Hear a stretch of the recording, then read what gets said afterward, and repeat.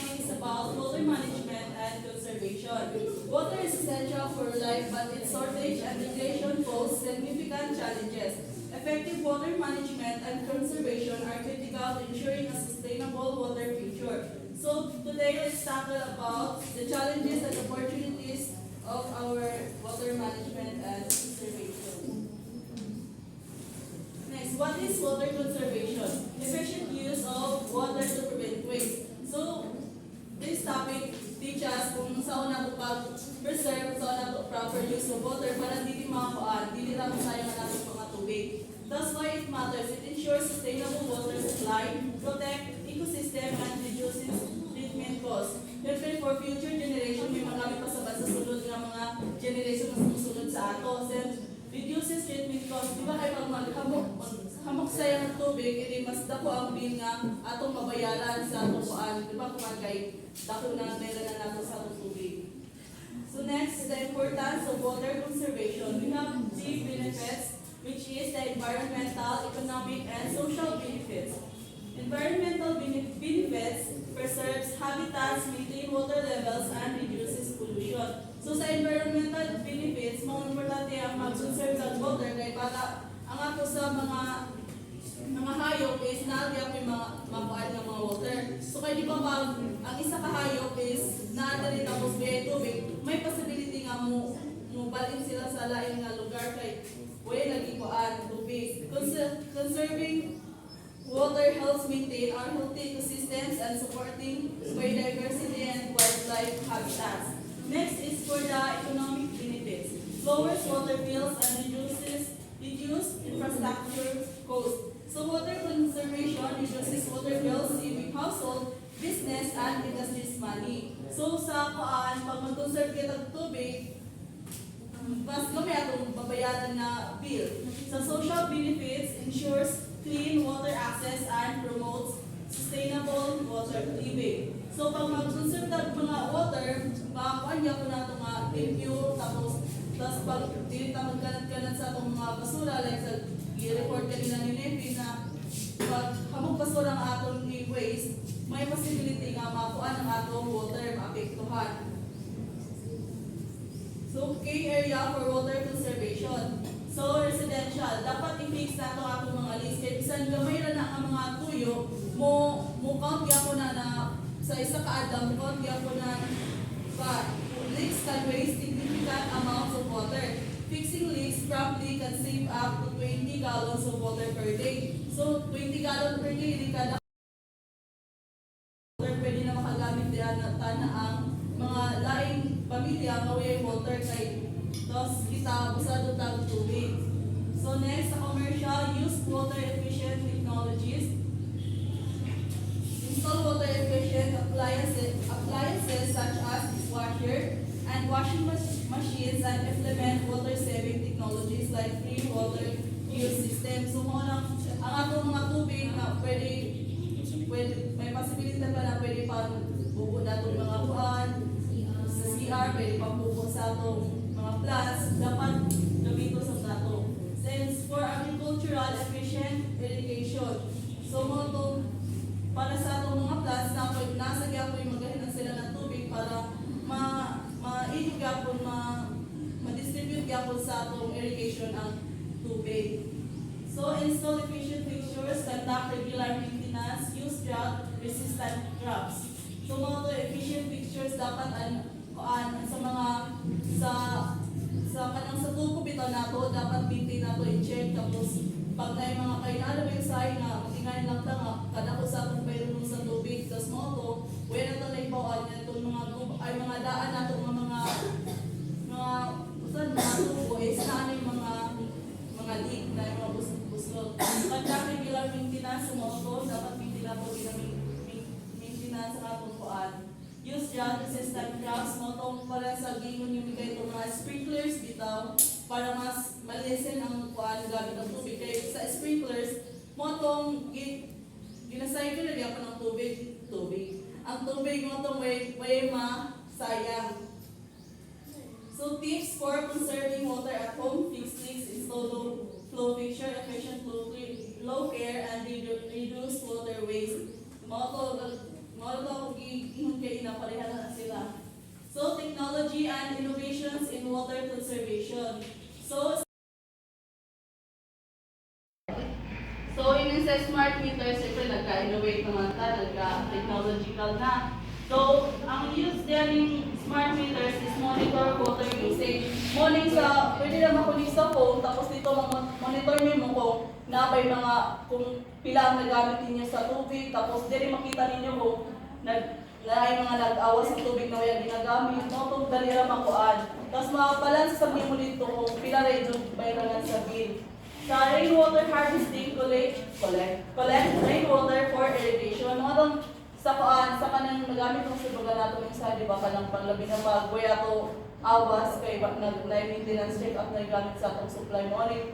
Sa uyan, through rain, murag makapundo tag tubig yapon para ito pag-ugas sa plato, paggamit sa CR, pwede sa panglaba. Grey water recycling, reuse water from sinks and showers. More sa gyapon na sa mga i-recycle na bitaw ang tubig para mas magamit pa din kung masayang na nato mga tubig. Water efficient appliances, morning use less water. Morning mga appliances nato nga na innovate na sa kuman kay para ma-lessen na atong water use. So challenges in water conservation. Public awareness, aging infrastructure, climate change, population growth. Public awareness mo anong challenges sila kay ang ibang lagi nag-abusado sa mga tubig mo nang magpaygamit ranan dili maghunahuna na ingana dapat dili magtipid, dili mag-isip nga ibang tao may mga gamit na tubig. Sa kay water conservation, pati natong aquatic life is maapektuhan sa diana.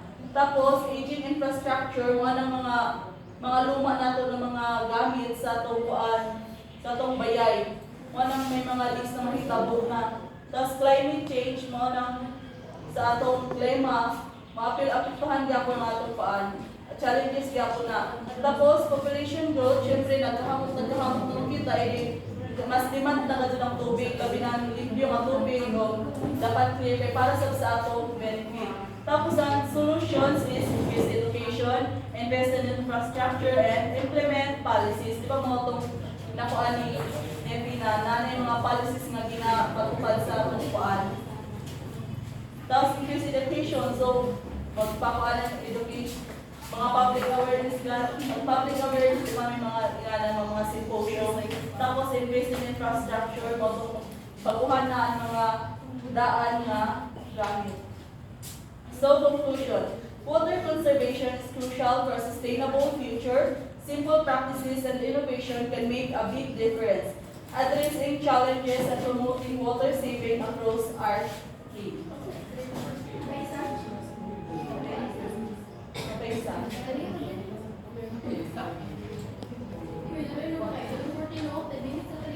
Good morning everyone. My next topic is about the categories of water pollutants. Water is essential for life, but human activities have led to the degradation of our water resources. Water pollution affects not only the environment but also our human health. In this report, we'll explore the 5 categories of water pollutants. So next, we're going to define what's water pollution. Water pollution not only endangers the health of humans, it can put entire ecosystem at risk by harming aquatic species. So ang water pollution, sa ato lagi ako mga ginahimo ng mga activity like paglabog nato mga basura, may mga itong mga basura is maka-apekto dito sa explain ako din ng mga hindi nila kita ang apektuhan dito, kundi ang mga living organisms at mga real dito sa water. First, we have the physical pollutants. Physical pollutants affect the physical characteristics of water such as temperature, turbidity, and clarity without altering its chemical composition. So, physical pollutants, hindi rin makita ng atong tubig mo nang di na clear, lipa na mo itong mas visible na bitaw nga di limpyo ang atong tubig lang tawon mo nang di na healthy sa ato ka. Next is the chemical pollutants. chemical pollutants that alter the natural composition of water, making it toxic for human and marine life. Mga itong mga chemical dito na itong ginagamit, itong mga chlorine, pwede ito pagsakaan sa chlorine, pwede sa pang-sakot sa itong tubig, tapos di ba mulahit ng lasa, tapos kana, makuan pasado lalo na sa itong mga links, raper, kanang mga chemical. Parehas sa kanang kuan, sa itong, di ba sa itong basakan, magamit ang mga chemical, fertilizer ka na, makuan na ito na run off dito sa atong mga supply. So dito, mahaluan na ng mga chemical pollutants sa atong tubig. Next, we have here the biological pollutants. Bacteria, viruses, and protozoa contribute to biological contamination. The microorganisms responsible for water pollution can be found in human and animal waste, sediments, and underwater aquatic vegetation, and can cause life-threatening diseases if not properly contaminated. Morning kuan sa mga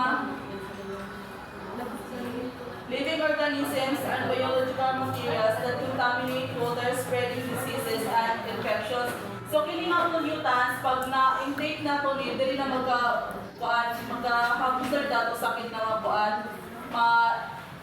ma-feel na may mga disease, di ba na yung sign nga matingatan na burot-burot na nato dire kuan because of water hazard. So mo to bad gyapon sa atong health. Next, we have here the radioactive pollutants. Radioactive materials that emit harmful radiation and contaminate water sources. It is substances that emit ionizing radiation, which can harm living organisms and contaminate the environment. So sa kanyang radioactive pollutants, morning ka ng mga medisina bitaw na ginagamit sa natutaos ka ng pareha sa mga hospital na pwede ilapang na nila pag diretsyo tapos motong matuya po sa itong mga kuan, water supply. O na pagkukuan, intake na po nato itong mga hugaw, mga hugaw, motong contaminate sa atong environment. Sa dira kung sa ato, pati ito sa aquatic life. Next, we have the organic pollutants. Organic pollutants are carbon-based substances that can contaminate the environment, posing risk to human health and ecosystems.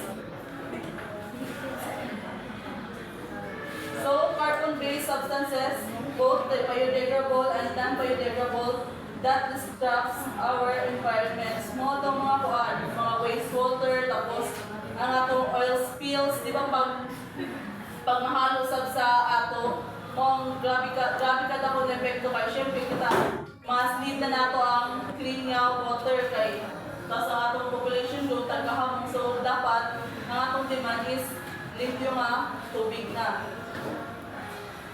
So conclusion, everyone deserves clean water. Healing Waters International aims to end the global water crisis using sustainable and holistic transformation. The goal of each project is to provide safe water to communities in need while also creating jobs and promoting local economic growth. So, dapat kabayo kita magkuhan sa itong mga basura kaya hamong ma-apektuhan. Bilang kita.